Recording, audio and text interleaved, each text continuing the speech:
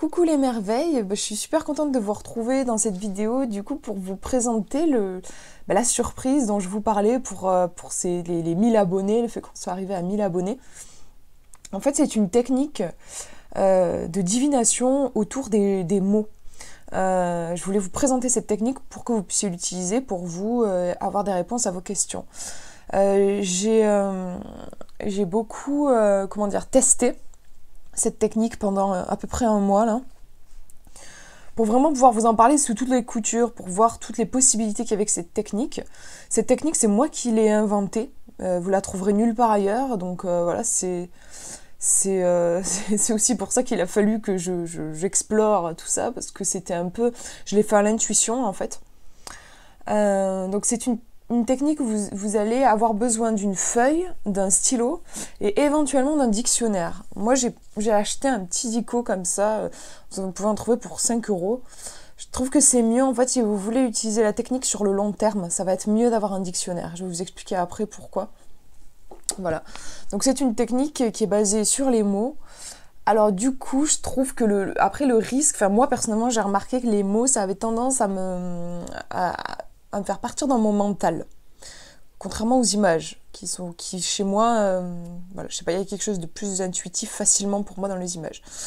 Donc il va falloir faire attention, si vous êtes comme moi en tout cas, à pas partir trop dans votre mental. Après c'est avec la pratique aussi, mais il faut le savoir, n'allez pas direct dans la première interprétation qui vous vient, parce que là pour le coup, je trouve qu'avec les mots on a tendance à être dans la facilité, le premier truc qui vous vient au niveau de votre pensée, et c'est pas forcément ce qui se passe au niveau de votre cœur. Je vais vous montrer avec des exemples, j'ai pris mon carnet pour vous montrer, vous comprendrez mieux. Alors vous allez peut-être me dire pourquoi j'ai créé une méthode avec les mots si finalement je suis pas très à l'aise avec les mots, et voilà. En fait ça s'est fait comme ça naturellement, c'est parce que je lisais un livre un peu sur l'art-thérapie en gros, et il donnait un exercice à faire avec des mots sous forme d'acrostiche. Je sais pas si vous voyez ce que c'est, en fait il faut écrire le mot à la verticale. Et ensuite, vous prenez chaque initiale et vous voyez le mot que ça vous inspire. Puis après, il y avait d'autres trucs à faire. En gros, ça donnait lieu à un texte. Enfin voilà, c'est de l'art-thérapie. Et moi, je sais pas, comme ça, je me suis dit, mais en fait, parce que je suis toujours à l'affût, je cherche toujours des techniques intuitives pour accéder à notre inconscient et avoir des réponses. Je me suis dit, il y a quelque chose là. Et ça pourrait être, et je pense qu'en le travaillant un peu, cette technique, il y aurait moyen d'avoir des réponses. Et du coup, je l'ai travaillé, et je suis arrivée à une version à peu près finale. J'ai testé, ça a bien fonctionné, j'étais toute contente. Et puis, en fait, voilà, j'ai testé pendant un moment pour voir toutes les possibilités. J'ai réajusté un petit peu jusqu'à arriver à une version finale. Donc, l'avantage de cette technique, c'est que si jamais vous n'avez pas de carte sur vous, voilà, vous pouvez le faire. Vous n'avez pas spécialement besoin d'un dictionnaire si vous êtes dans l'urgence, ou voilà, vous pouvez le faire juste avec un crayon à papier, c'est plus discret que de tirer vos cartes. Puis ça reste une méthode, moi j'adore, différente en fait. J'adore avoir plein de méthodes différentes, des cartes, des bouts de bâton, des pierres, la fumée. Là, les mots, du coup je suis contente parce que j'ai trouvé un nouvel outil, les mots. Je trouve que c'est super intéressant de multiplier en fait les sources d'intuition pour connecter à son intuition, parce qu'en fait chaque technique va vous parler différemment. C'est comme si vous aviez une bande de potes, d'amis. Si vous avez un problème, vous allez demander conseil à une personne, puis ensuite à une autre, et vous verrez que chacune va parler avec son vécu, sa personnalité. Vous n'aurez jamais exactement le même retour. Et c'est ça qui est intéressant, c'est, je trouve, d'aller piocher à droite à gauche pour finalement ensuite se faire son propre avis. Donc là, je trouve intéressant parce que ça apporte un nouvel outil en fait à ma boîte à outils intuitive, en gros. Voilà. Donc, pour je vais vous donner un exemple.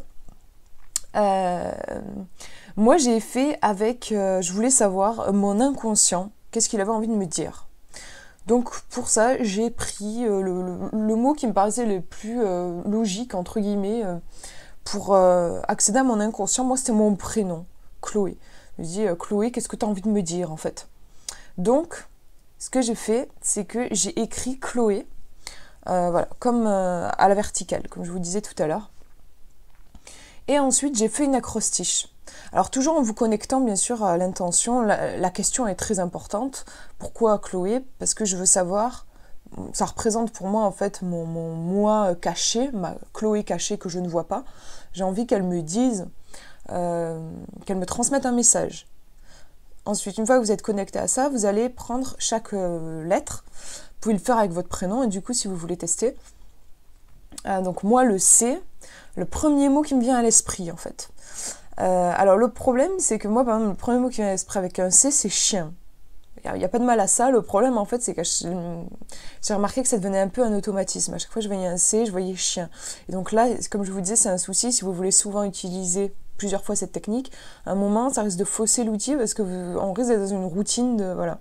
Donc moi, ce que je fais, c'est que là, je prends mon dictionnaire, j'ouvre, je feuillette à C, et je prends le premier mot qui vient. Donc pour moi, là, c'était coupure. Donc je vous montre. Les trucs ici, vous allez comprendre après pourquoi j'ai écrit ça. Donc voilà, vous voyez Chloé. Donc c'est le premier mot quand j'ai ouvert le dictionnaire, coupure. H, heure, L, lancinant, O, orgue, et E, échelon. Ça vous prend, du coup, franchement, ça vous prend 2 minutes. Hein, juste le premier mot, cherchez pas, c'est vraiment de l'intuition. Donc le premier mot, comme quand vous tirez une carte, là, ça va être le premier mot que vous voyez sur la page de votre dictionnaire à la lettre que vous avez choisie. Donc une fois que vous avez écrit les mots, vous allez prendre le premier mot. J'espère que vous voyez bien, que la lumière n'est pas trop mauvaise.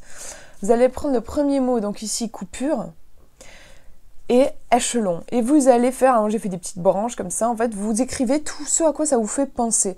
La première chose à laquelle vous pensez, là, pour le coup, donc... moi, j'ai marqué pour moi... Alors, c'est marrant parce que des fois, vous pouvez avoir des synonymes. Une coupure, ça peut être une coupure de courant, mais ça peut aussi être une coupure... le fait que vous êtes taillé. Donc, pour moi, la coupure, ça renvoie à l'ouverture. Si c'est une entaille, il y a la chair qui est ouverte. Donc, vous pensez à de l'ouverture.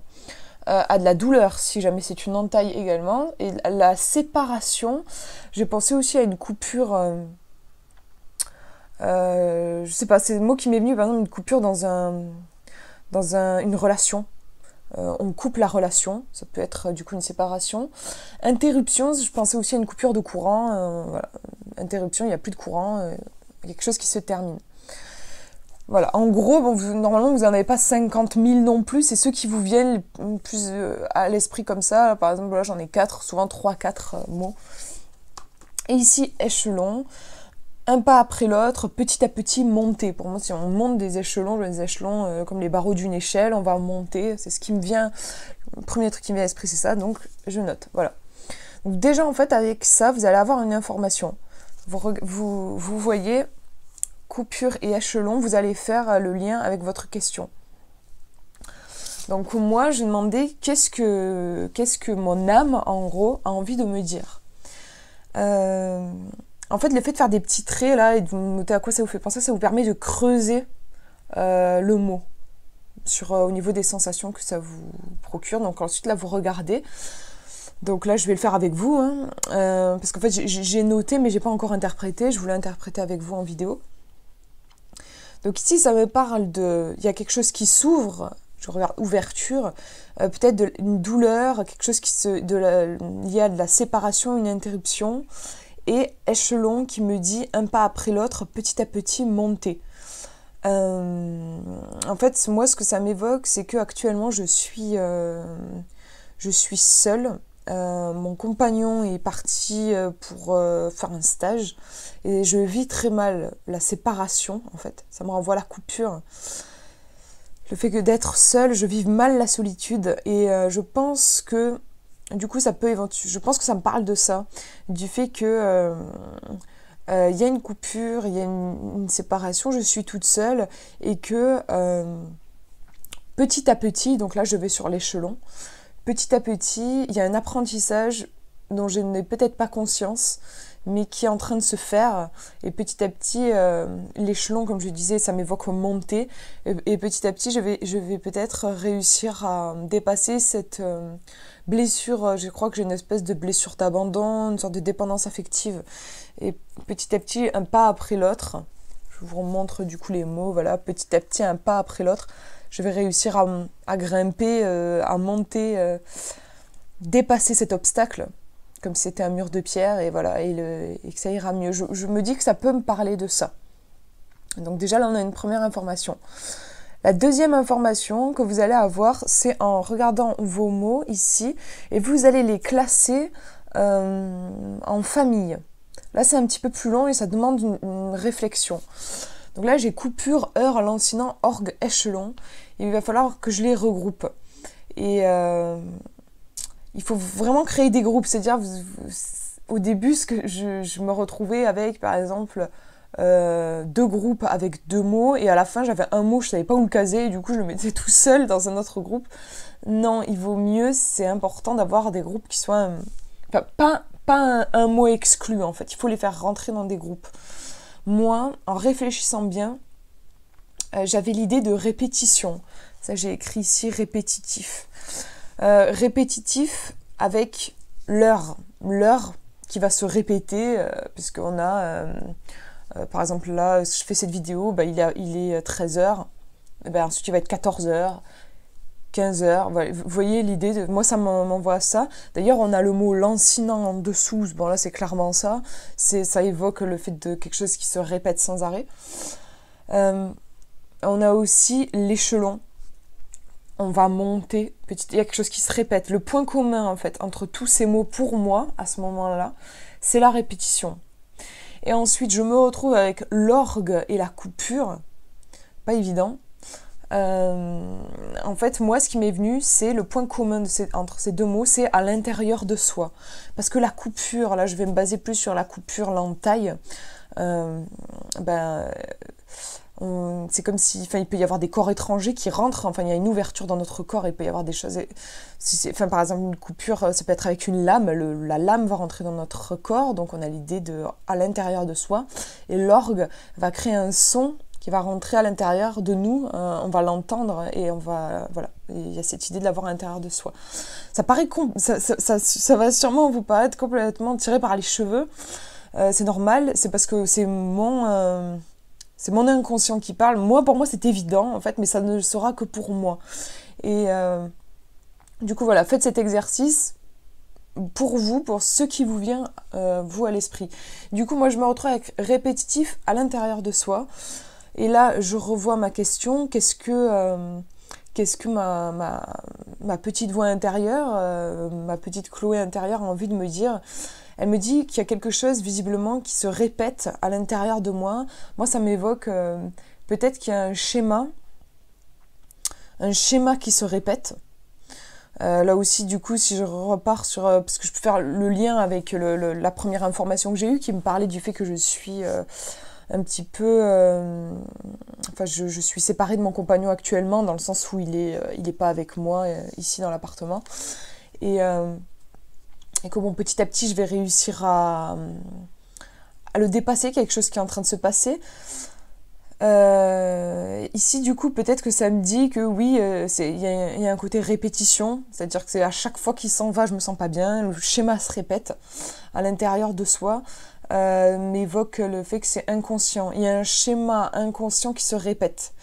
Et en même temps, donc là c'est plutôt négatif je trouve, c'est un peu dur comme message. En même temps, quand je vois échelon, et comme je le disais, il y a l'idée de grimper. Donc je pense que si je fais un résumé, ensuite vous faites un résumé en fait avec toutes ces infos. Si je devais faire un résumé, je dirais que ma petite Chloé a envie de me dire que petit à petit, il y a un apprentissage qui se fait, c'est long, c'est lent, il faut qu'il y ait... des répétitions, c'est-à-dire il faut que je sois régulièrement confrontée à des situations difficiles. En fait, il y a un apprentissage, voilà, en fait je crois qu'il y a un apprentissage qui ne peut se faire que dans la répétition. J'ai remarqué d'ailleurs, je suis confrontée régulièrement à des choses qui sont un petit peu compliquées pour moi. Là en l'occurrence, le fait par exemple d'être la solitude, j'ai du mal. Mais il y en a plein d'autres choses auxquelles je suis confrontée, mais là dans cet exemple c'est... la solitude, et à chaque fois ça se répète, la vie comme par hasard m'emmène à une situation où je vais me retrouver dans la solitude, et en fait c'est pour me faire travailler sur ça, et ça me dit que même si c'est douloureux, l'idée de coupure me renvoie à quelque chose de douloureux, il y a quelque chose qui se passe et qui est certes long, mais qui travaille à l'intérieur de soi, encore une fois, je vous montre les mots que j'utilise, à l'intérieur de soi, mais qui va finir par me permettre de monter, de dépasser la situation douloureuse. Voilà pour cet exemple. Vous pouvez ensuite le faire, vous, avec absolument tout ce que vous voulez. Là, j'ai fait avec le prénom.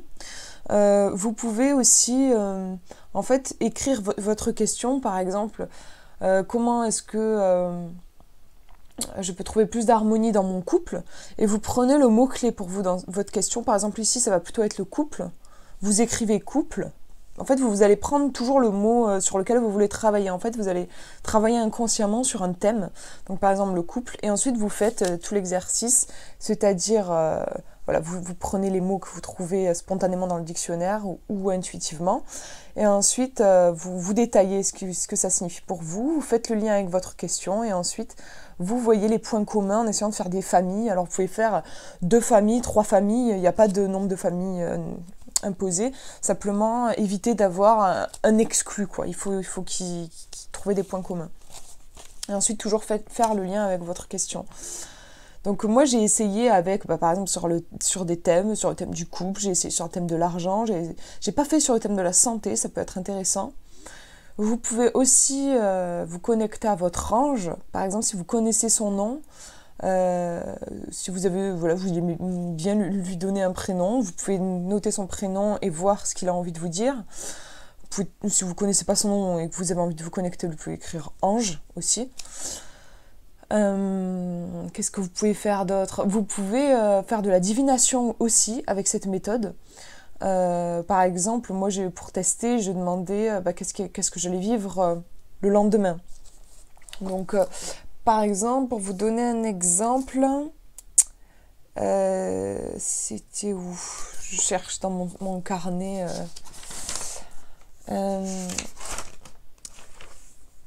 Ouais, voilà, c'est là. Moi, je prenais, par exemple, je l'ai fait hier. Donc hier, on était lundi. Je voulais savoir qu'est-ce que j'allais vivre le lendemain, donc mardi. Moi, j'ai écrit mardi.